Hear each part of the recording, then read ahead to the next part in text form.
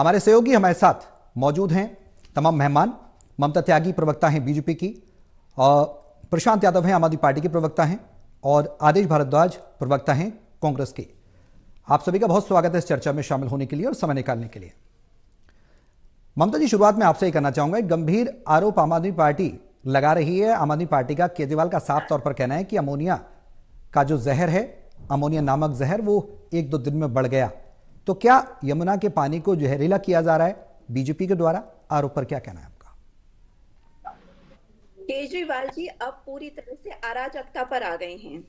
वो अब वोट के सामने लोगों को मौत का भय दिखा रहे हैं, जो अपने आप में इतनी बड़ी बात है कि उन्हें मैं शब्दों में बयान नहीं कर सकती। जो अपने बच्चों की झूठी कसम खा सकता हो, उसके दिल्ली की जनता से क्या प्यार होगा? उसके लिए तो जरा सी बात है कि पानी का भय दिखाओ, आप इस पानी को पियोगे मर जाओगे। और वो ऐसा कर क्यों रहे हैं, उसका कारण मैं आपको बता देती हूँ। क्योंकि उन्होंने यमुना को सफाई के नाम पे 8,000 करोड़ रुपए का इनडायरेक्टली गबन किया है और एक भी सीवेज ट्रीटमेंट प्लान नहीं लगाया। तो अब उस चीज को छुपाने के लिए वो एक नई मनगढ़ंत कहानी लेके आई है, लेकिन ये सच्चाई है कि टोटली एंटी नेशनल बिहेवियर है, एक अराजकता, मौत का भय दिखाना। सोचिए लोग कोविड से कितना डरते थे और इस समय वो दिखा रहे हैं यमुना के पानी का भय। उन्होंने जब एक भी प्लांट नहीं लगाया तो उस चीज को दबाया कैसे जाए? उन्होंने एक पॉलिटिकल ड्रामा शुरू किया और उनके लिए मैं 2 लाइन हमेशा बोलती हूँ। ईमानदारी की बातें भ्रष्टाचारियों के मुंह से अच्छी नहीं लगती, नारी सम्मान की बातें दुर्योधन के मुंह से अच्छी नहीं लगती।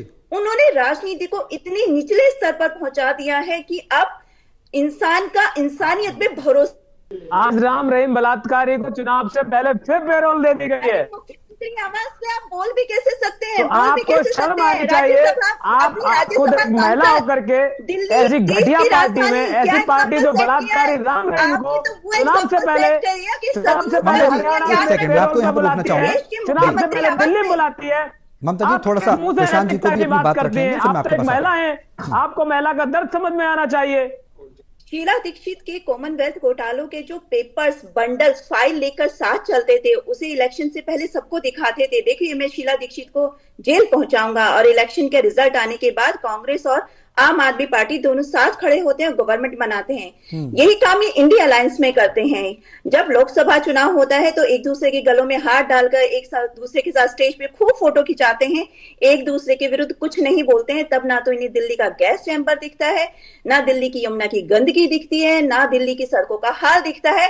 लेकिन जब लोकसभा चुनाव आता है तो एक सेलेक्टिव चश्मा लगा दिया जाता है कि अब हम देखेंगे, अब से पहले का हमें पता नहीं। तो ये दोनों तो आपस में आई वॉश के लिए गेम खेल रहे हैं। इन दोनों का आपस में पहले से ही कोएलिशन है कि जो भी सीट आएंगी हम बाद में एडजस्ट कर लेंगे, अभी तो बस वो इलेक्शन हो जाने दीजिए। इनका कोई मतलब नहीं है देश की जनता की भलाई का, यमुना नदी को साफ ना करने को कवर करने के लिए। क्योंकि जब केजरीवाल जी से बार बार पूछा गया कि 5 साल में अपनी यमुना साफ नहीं की, उन्होंने एक ये बहुत बड़ा पॉलिटिकल ड्रामा फिर से स्टेज किया। रोज एक नई नौटंकी के साथ आते हैं, लेकिन दुख की बात क्या है, वो आम आदमी के दिल में, मन में दहशत पैदा कर रही है मौत की।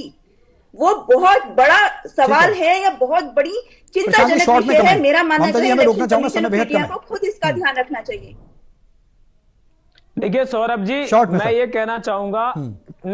कहना चाहूंगा ये मुद्दा बहुत गंभीर है, और चूंकि अरविंद केजरीवाल जी आम आदमी पार्टी के मुखिया, दिल्ली के 3 बार के सीएम है, तो भाजपा ही तो इस देश के लोगों को मारने पर तुले हुए। आयुष्मान योजना में इन्होंने कितने मरे हुए लोगों के नाम पे घोटाला कर लिया है। मैं नहीं कह रहा, ये रिपोर्ट कह रही है। चलिए, समय बहुत कम है, मुझे आपको यहाँ पर रोकना पड़ेगा। आप सभी को बहुत शुक्रिया हमारे साथ इस चर्चा में शामिल होने के लिए। समय की कमी की वजह से मैं आपको ज्यादा समय नहीं दे पाया।